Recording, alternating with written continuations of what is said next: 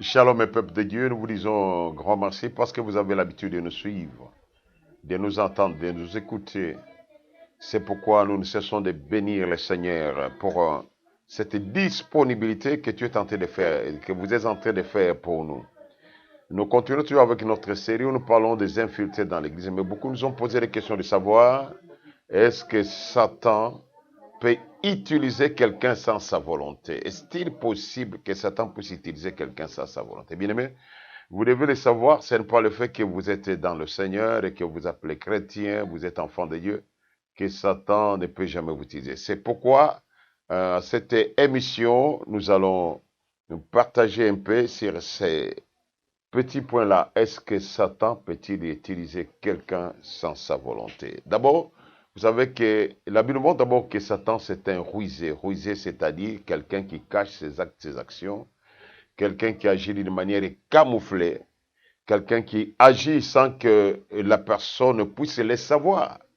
Et nous rentrons déjà dans la Bible, nous allons trouver qu'il y a un disciple du Seigneur qui a marché avec Jésus, pour lequel Satan voulait utiliser cette personne sans sa volonté. C'est ça ce qui a embrouillé beaucoup l'Église.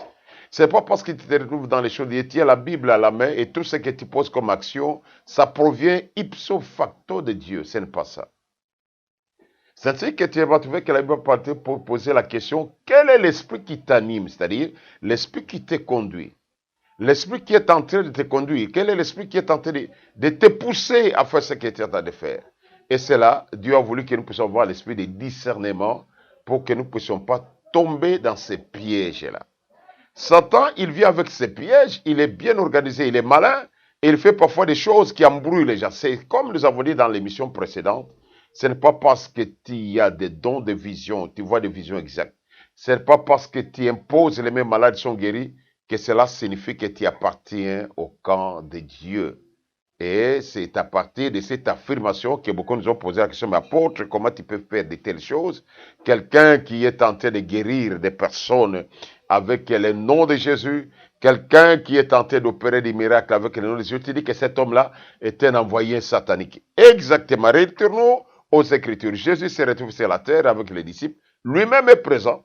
Lui qui pouvait être une grande couverture parce que, comme vous avez l'habitude de nous dire que là où il y a la présence de Jésus, c'est l'absence totale de Satan. Nous allons voir si réellement, là où il y a la présence de Jésus, c'est la présence, l'absence totale de Satan. Ce sont des dictons que les gens disent, mais sans toutefois avoir les soubassements bibliques. Et ça peut aussi être fait pour vous encourager, pour vous animer à croire que Jésus est tout-puissant, on arrive à dire ça. Mais Jésus lui-même a été tenté par Satan. Quand vous lisez Luc chapitre 4 et Matthieu chapitre 4, dans ces deux versets, vous avez que Jésus qui arrive dans le désert pour qu'il soit rempli du Saint-Esprit. Après être rempli du Saint-Esprit, Jésus est tenté par Satan.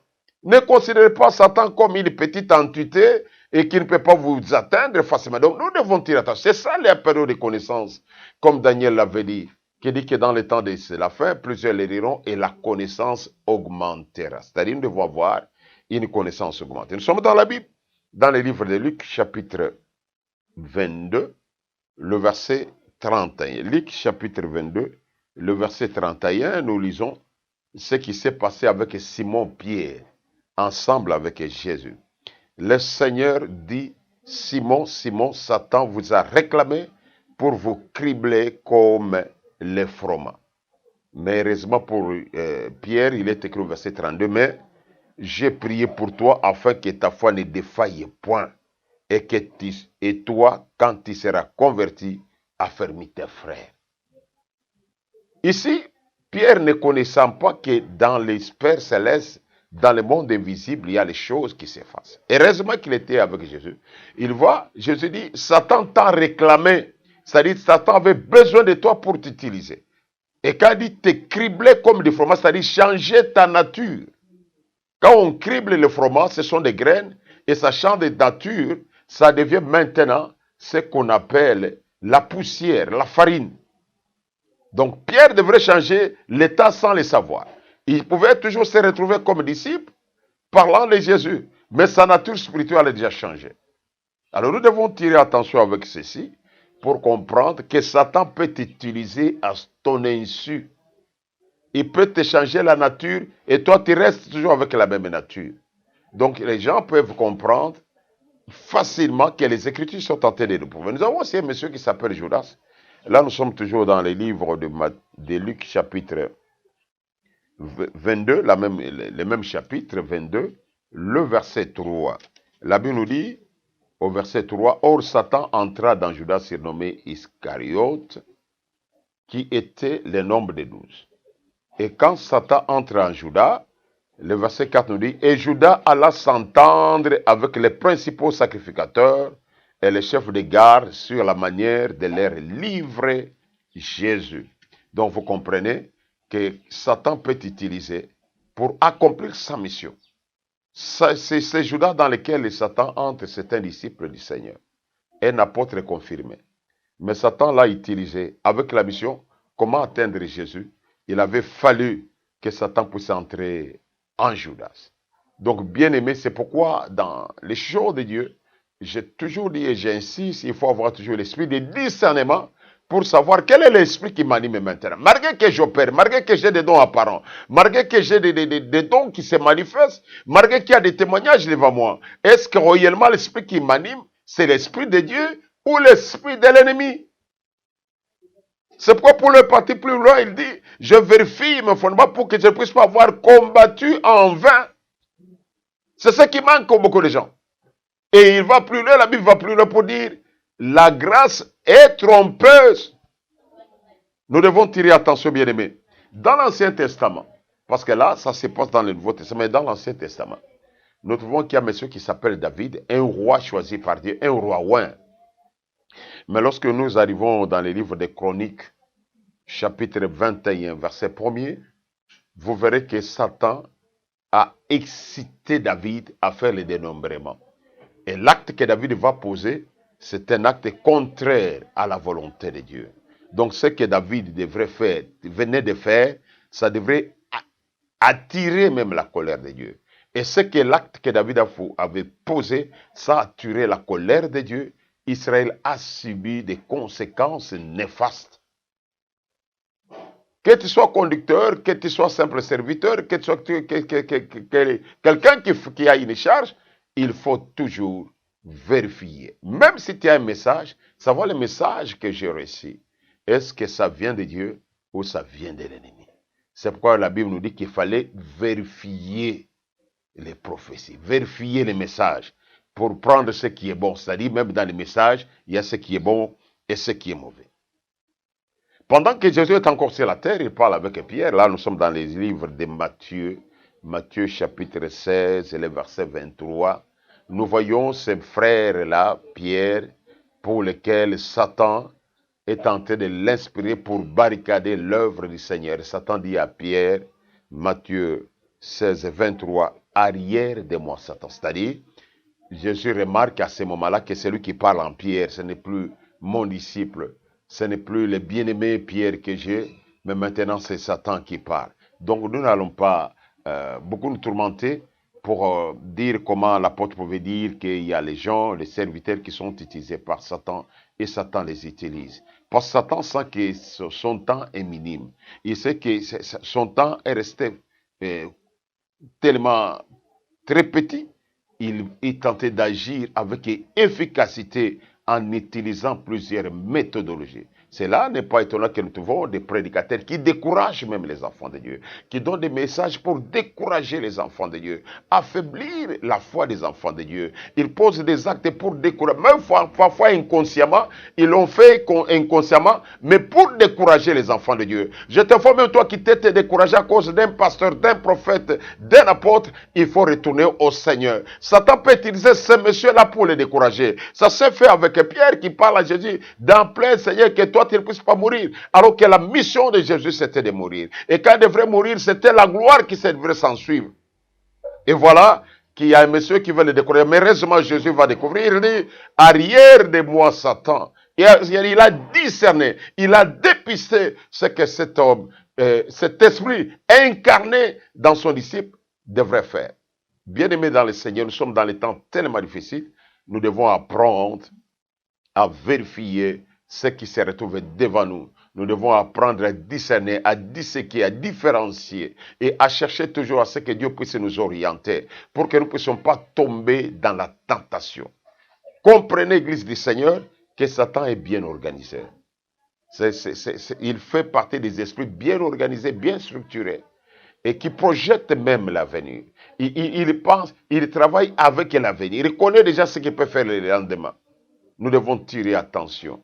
Ce n'est pas ce que nous voyons qui va nous décourager. Oh, moi, je ne savais pas que cet homme de Dieu pouvait être une occasion de chute pour moi. Non.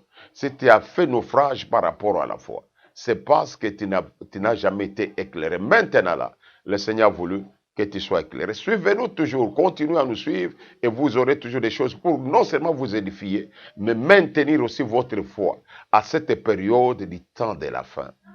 Que le Seigneur Tout-Puissant puisse vous venir partout où vous êtes. Partagez aussi cette émission. Soyez toujours branchés. Retenez que l'ennemi est toujours présent. Il est omniprésent, cherchant qui dévorera. C'est-à-dire, il se prépare en conséquence. Il cherche comment faire tomber les gens. Il entre dans les serviteurs. Il peut entrer dans les fidèles. Il peut entrer même dans les gens que vous avez même pas l'idée qu'un jour ils peuvent faire ça. Tout ça pour vous amener aux chutes, pour vous amener à l'abandon de la foi, pour vous amener à abandonner le Seigneur. Mais quand vous abandonnez le Seigneur, c'est pour aller où? C'est ça ce que vous devez poser la question. J'ai prié, le pasteur m'a fait du mal, j'abandonne les dieux. Et quand vous abandonnez le Seigneur, c'est pour aller où? Et c'est pour devenir qui? Voilà comment est-ce que vous tombez dans les pièges de l'ennemi. C'est pourquoi il faut dire comme Pierre, à qui irions-nous? C'est toi qui as la parole de vie. Tu es fatigué avec les passés. C'est un vie de tous les couleurs. Non, tu dois retourner au Seigneur. J'ai abandonné cette vie chrétienne, j'ai été adonné à cause de ce que je vis, à cause de ce que j'ai entendu. Je ne savais pas que cet homme de Dieu pouvait dire ça. Mais non, retournez au Seigneur, parce qu'après cette vie, nous avons la vie éternelle. Et après cette vie, après avoir abandonné le Seigneur, vous avez l'enfer éternel. C'est ça le problème, il n'y a pas de chemin. Ce n'est pas que vous allez donner l'explication. Non, après cette vie, il y a deux possibilités. Ou vous êtes dans le camp de Dieu, ou vous êtes dans le camp de l'ennemi. Et quand vous abandonnez le camp de Dieu, c'est pour aller dans le camp de l'ennemi avec toutes les conséquences. Toi et Satan que tu as suivi, vous allez vous retrouver dans l'enfer éternel. Et ceux qui demeureront dans le Seigneur, parce qu'il y a toujours des tentations. Jésus lui-même est passé par des tentations. Pierre a voulu décourager Jésus. Il n'a pas accepté de le décourager. Il a dit tout simplement, arrière de moi, Satan. Et il a continué sa mission. Toi aussi, qui t'étais découragé. Parfois, tu étais tenté de faire de bonnes œuvres dans le Seigneur, tu t'es découragé. Pendant que je faisais de bonnes œuvres, j'ai investi mon argent. Au lieu que j'avance, je vois que je suis en train de chuter. Je suis partenaire dans l'église. Quand je donne l'argent, au lieu que j'avance, c'est moi qui fais des chutes. Non, tu dois encore continuer, persévérer. Parce que tu ne sais pas ce que le Seigneur te réserve. Vous savez, avant qu'ils puissent arriver au Canaan, ils ont traversé le désert. Et ce n'était pas facile de traverser le désert parce que dans le désert, il n'y a pas un endroit où se reposer. Il y a le soleil piquant, il n'y a pas de l'eau, il y a des souffrances atroces. Ils étaient obligés. C'était un passage obligé pour attendre le Seigneur. Que Dieu vous bénisse. Nous bénissons tous ceux qui vont partager cette émission. Plus particulièrement Diago Walesa à Paris, celui qui a toujours fait un travail impeccable. Et tous les frères et sœurs qui sont en train de partager, je vois du côté de l'Allemagne, ma sœur Françoise Mbouy, qui font aussi de bons travail. Et notre bien-aimé Ngalula Moulonga, mais en Australie, la famille Kadia, aux États-Unis, nous bénissons tous les frères et sœurs, les amis de Walesa des États-Unis, et aussi les centres d'éveil spirituel des États-Unis, le pasteur Freddy des États-Unis. Nous voyons aussi notre bien-aimé Gabriel Lukosa et toute sa famille. Que l'Éternel Dieu vous bénisse. Du côté de Norvège, nous voyons notre pasteur Paul et notre webmaster Shango. Que Dieu du ciel vous bénisse. Et j'ai béni aussi ma tante de terre épouse Béa Moukounz. Et derrière la machine, l'ingénieur Étienne Ilongo, qui fait à ce que vous puissiez nous recevoir dans vos maisons. Vous avez des questions, des suggestions, appelez-nous. Je crois qu'il y a des gens qui demandaient pourquoi Charisme TV, les commentaires sont bloqués. Maintenant, les commentaires sont débloqués. Tu peux commenter, tu peux poser des questions. Et si vous pouvez nous retrouver sur WhatsApp, nous avons deux numéros sur lesquels vous pouvez nous retrouver sur WhatsApp. Le premier numéro, c'est le plus 243 81 125 45 47. Plus 243 81 45 125 45 47. Le deuxième numéro, c'est 00, comme vous voulez, les autres qui mettent des 00 243 89 88 55 625 00 ou plus 243 89 88 55 625. Vous allez nous retrouver sur WhatsApp et vous pouvez toujours nous écrire.